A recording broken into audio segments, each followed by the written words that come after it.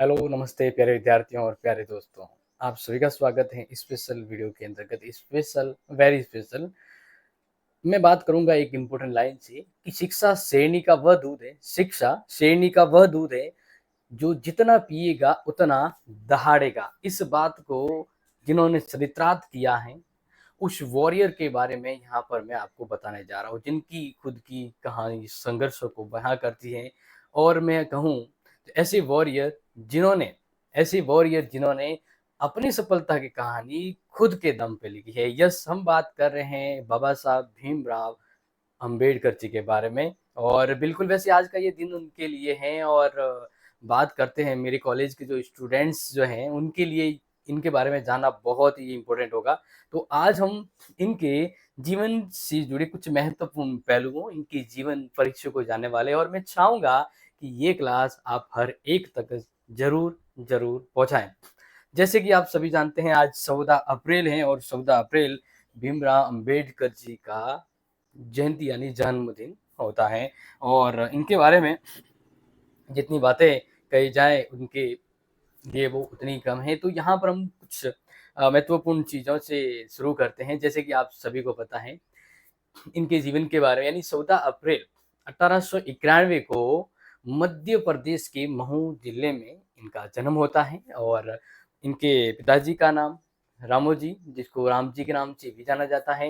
रामोजी, ध्यान रखिएगा क्योंकि देखो एग्जाम पे आए ना आए, लेकिन आपको अपने देश के वॉरियर के बारे में जानना बहुत ही जरूरी है।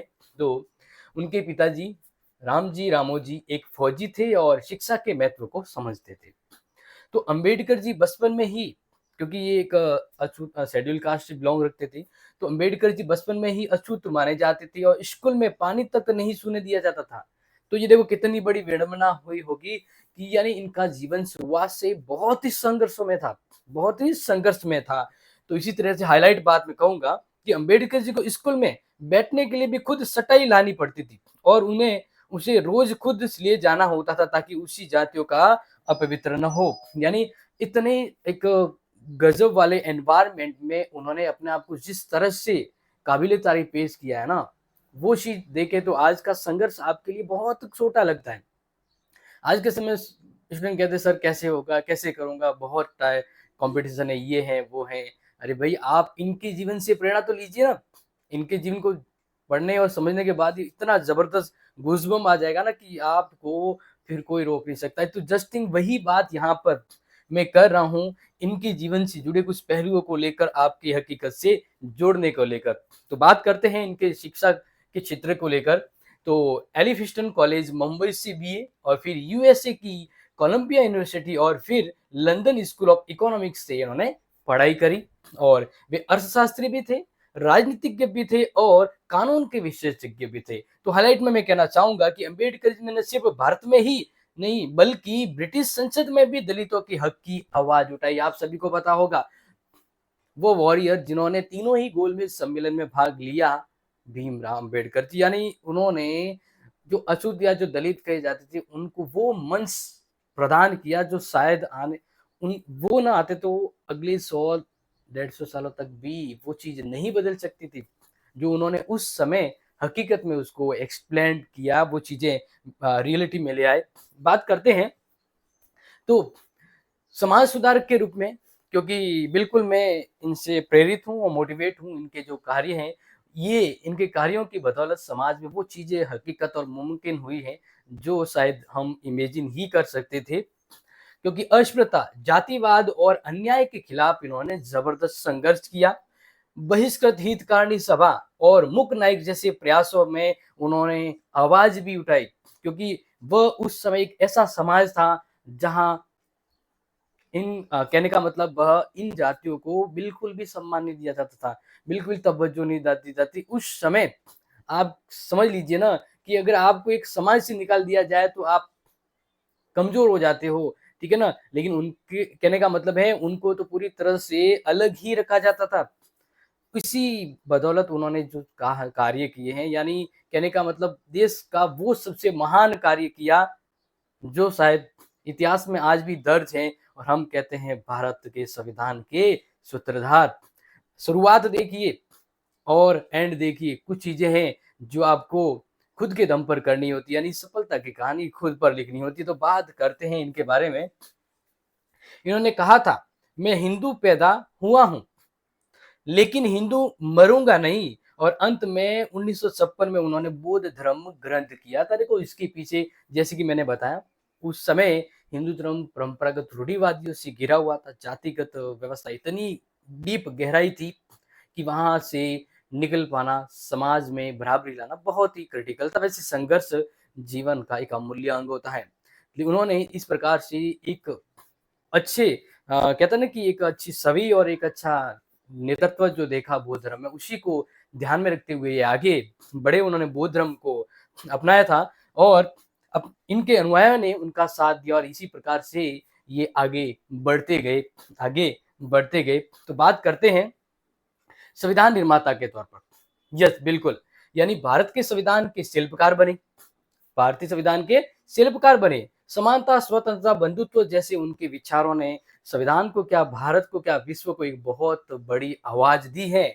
और संविधान का पहला ड्राफ्ट उन्होंने अकेले 6 महीनों में तैयार किया था। बिल्कुल, प्रारूप समिति के अध्यक्ष थे, उनके साथ सहयोगी सदस्य थे, लेकिन उनसे भी बेहतर और कहते हैं ना कि लॉन्ग टाइम इफेक्टिव जो कार्य किया वो इनको बदौलत हुआ था। बिल्कुल इनको सहयोग मिला, लेकिन एक कहते हैं ना कि रियल लाइफ हीरो जो है वो उन्होंने ये करके भी दिखाया था। इसी तरह से अंबेडकर जी के जीवन से जुड़े कुछ अनसुने पहलू हैं या शायद आप सुने होंगे, उनसे आपको एक बार मैं रूबरू करवाना चाहूँगा। जैसे कि पहले भारतीय थे जिन्होंने विदेश जाकर पीएचडी करी, यानी डॉक्टर की उपाधि से सम्मानित हुए।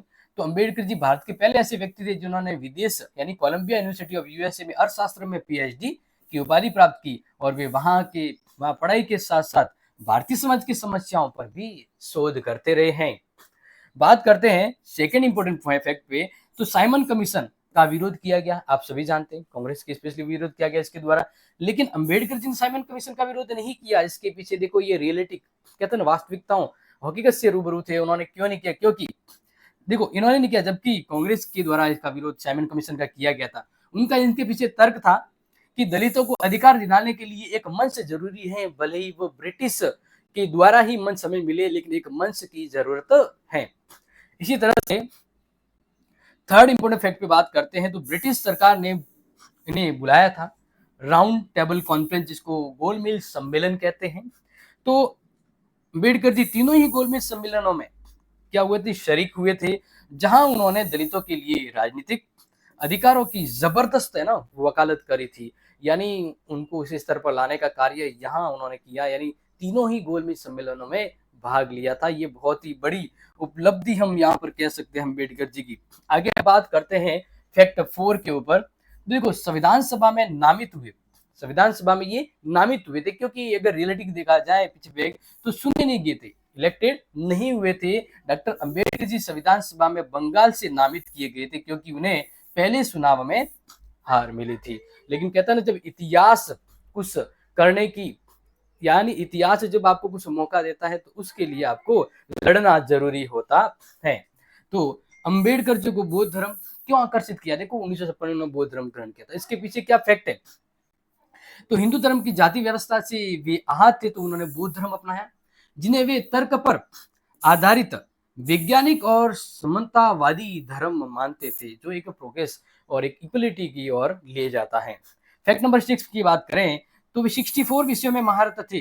डॉक्टर अंबेडकर जी की लाइब्रेरी राजगृह में 50,000 से अधिक किताबें थी और वे अर्थशास्त्र, राजनीति, कानून, समाजशास्त्र, मानव शास्त्र, दर्शन शास्त्र, इन सब के ज्ञाता थे। यानी वन मैन नो एवरीवेयर, यानी एवरीथिंग। यानी कहने का मतलब एक व्यक्ति जो अगर चाहता है कुछ बदलना तो उसके लिए नामुमकिन कोई चीज नहीं होती है। यहाँ पर हम फैक्ट टू फैक्ट बात करते हैं, तो बात करेंगे नंबर 7 पर, तो जल नीति विद्युत नीति के शिल्पकार, बिल्कुल यानी फर्स्ट एंड द फर्स्ट, ध्यान रखिएगा, क्योंकि वे सिर्फ संविधान निर्माता तक सीमित नहीं थे। उन्होंने भारत की पहली जल नीति, डैम इरिगेशन और विद्युत परियोजना की रूपरेखा भी तैयार की थी, जिनके बारे में आप जानते या नहीं जानते, बट ये फैक्ट आपके सामने हाजिर है। बात करते हैं नंबर 8, मूक नायक यानी द साइलेंट हीरो। उन्होंने मूक नायक नामक समाचार पत्र शुरू किया ताकि वे दलितों की आवाज को बुलंद कर सके। यस, बिल्कुल। जो पहले कभी सुनाई नहीं दी जाती थी, उनको द साइलेंट हीरो के नाम पे वो आगे ले आना चाहते थे। बात करते फैक्ट नंबर 9, तो अंबेडकर जी की हस्तलिखित किताबें आज भी सुरक्षित हैं। उनकी नोटबुक्स और भाषण एवं पांडुलिपियां आज भी अंबेडकर फाउंडेशन में सुरक्षित हैं, जिनका अध्ययन दुनिया के विद्वान करते हैं। यानी बेहतर से बेहतर करने की जो कोशिश की है, उसको दुनिया आज भी याद रखती है। तो बात करते हैं टू द फैक्ट की end of the last page, जहां हम आ जाते हैं इनके इतिहास के एंड ऑफ पार्ट पर। वैसे ध्यान रखिएगा, अम्बेडकर जी के कार्यों और प्रयासों की एक छोटी सी झलक थी जो मैंने आपको दिखाने की कोशिश करी है, क्योंकि इनका संघर्ष बहुत बड़ा है। इनके संघर्ष को देखा जाए तो आपकी सफलता तो आपके लिए बहुत छोटी होती है। तो बात करते हैं अंतिम जीवन और विरासत। देखो, 6 दिसंबर 1956 को उनका निधन हुआ, लेकिन विचार आज भी जीवित है। यानी कहते हैं कि व्यक्ति मर जाए बट उनकी सोच है ना, वो हमेशा जीवित रहती है, यानी वो उसे अमर बना देती है। Just like Ambedkar ji. उन्हें मरणोपरांत भारत रत्न, देश का सर्वोच्च सम्मान भारत रत्न से अम्बेडकर जी सम्मानित हुए। मरणोपरांत ही सही, लेकिन वह उपलब्धि उन्हें मिली जिनके हकदार थे। बाबा साहब ने जो अकल अलग जगाई, वे आज भी हर उस व्यक्ति की प्रेरणा है जो न्याय, समानता और सम्मान चाहते हैं।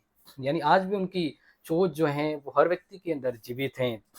तो हम इनकी जो फेमस लाइन इनके मोटिवेशन के तौर पर कह सकते हैं, जय Bhim. Last and the final बात, अंतिम इच्छा जो इनकी है, वो चाहेंगे कि आप इसको जरूर सुने कि मनुष्य बनो, उनका अंतिम संदेश था।